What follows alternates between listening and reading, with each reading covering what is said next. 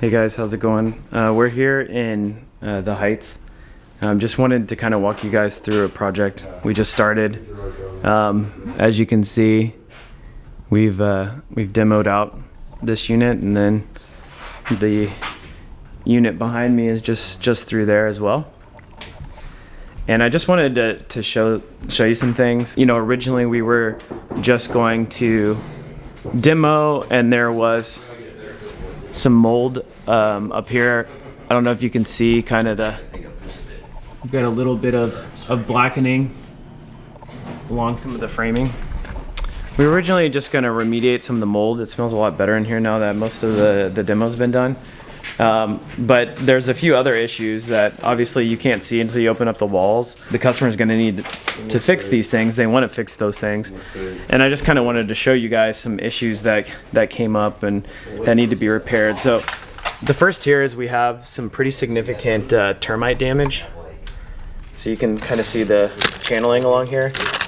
This is a framing, was a 2x4, right? And we need to replace all of this termite damage. So we've got several studs that we're going to be replacing, as well as above the window. Drainage, HVAC.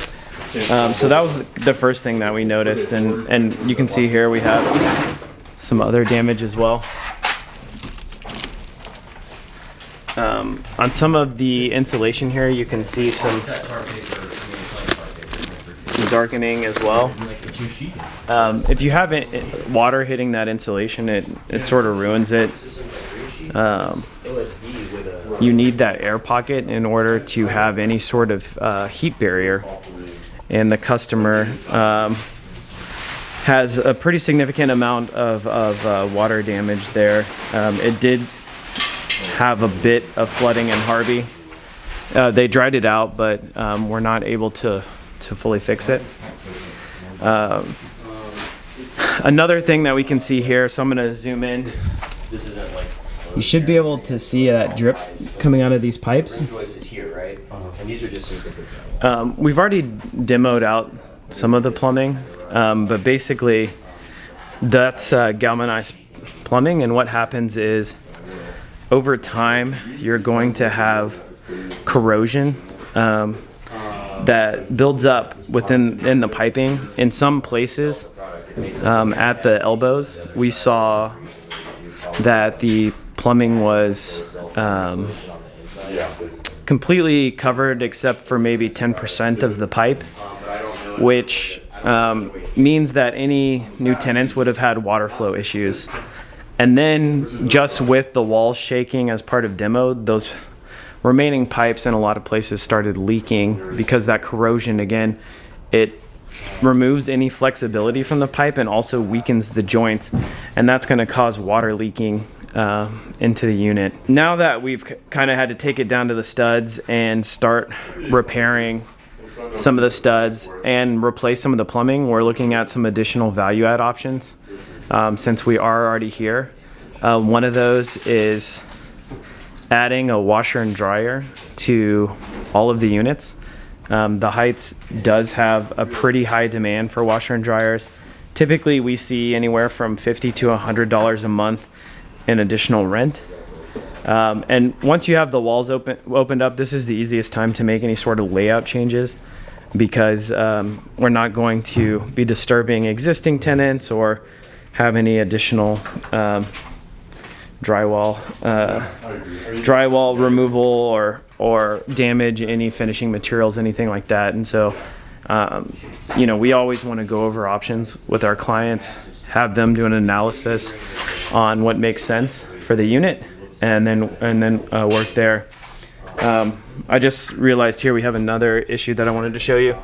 So you can see here, this is what's called sheathing, which is supposed to be your barrier between, you can literally see the brick facade here. And then we have what would be our sheathing, and then we have our 2x4.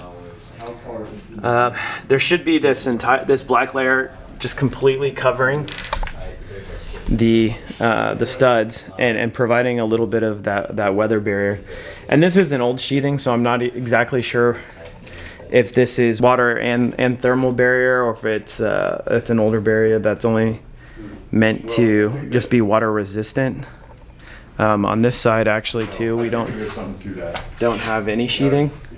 And the reason you need sheathing is because as water, particularly in Houston where you have heavy rains, hits the outside of that brick, when the sun is shining on the outside and warming that brick, that's going to push that water into your property. You need to drain, so brick needs a bit of spacing behind it in order to fully dry out and drain, but also you need some sort of barrier because water will push from a warm surface into a cold surface.